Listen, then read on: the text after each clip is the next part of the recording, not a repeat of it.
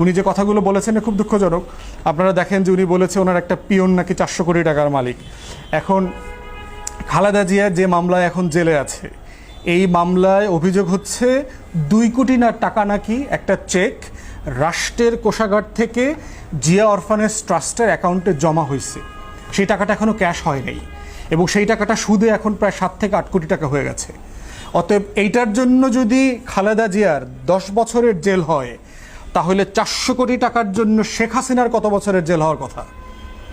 জাহাঙ্গীর তো বাদই দিলাম, জাহাঙ্গীর তো কর্মচারী, ও আসলে কার ক্যাশিয়ার, ও কার টাকা সরাইছে, ওর বিচার হইল না কেন? দুদক কোথায়? দুদকের কর্মচারীটা কোথায়? ডিএমপি কোথায়? এই যে সকল হারুন কোথায়? ডিবির হারুনের তো অনেক কাজ দেখি, ও সানগ্লাস পরে এখন যায় না কেন জাহাঙ্গীররে ধরতে? ওর লাল গেঞ্জিটা কোথায়?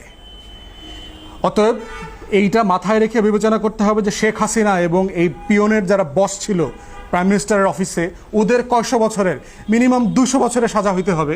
যদি খালেদা জিয়ার 2 কোটি টাকা চুরির জন্য 10 বছরের সাজা হয়, তাহলে তো শেখ পরিবার এবং প্রাইম মিনিস্টার অফিস আওয়ামী লীগের 200 বছরের সাজা হইতে হবে। এবং এটা আমরা মাথায় রাখলাম। এটা কিন্তু অ্যাডমিশন অফ অফেন্স, লিগালি সে একটা ক্রাইমকে স্বীকার করে নিয়েছে এবং ক্রাইমটাকে করছে ক্রিমিনালকে স্বীকার করে নিয়েছে। এই অফেন্সের পর তাকে যদি অ্যারেস্ট না করে, তাহলে বোঝা যাচ্ছে এটা একটা আওয়ামী পুলিশ বাহিনী হয়েছে, একটা আওয়ামী দুদক।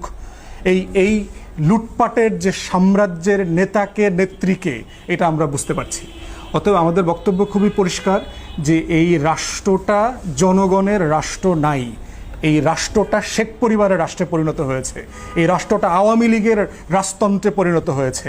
আমরা এই আওয়ামী তালুকদারি থেকে, আওয়ামী জমিদারি থেকে একটা নতুন গণপ্রজাতন্ত্রকে বানানোর লড়াইটা করে যাচ্ছি। এটাই হচ্ছে নতুন প্রজন্মের রাজনীতি।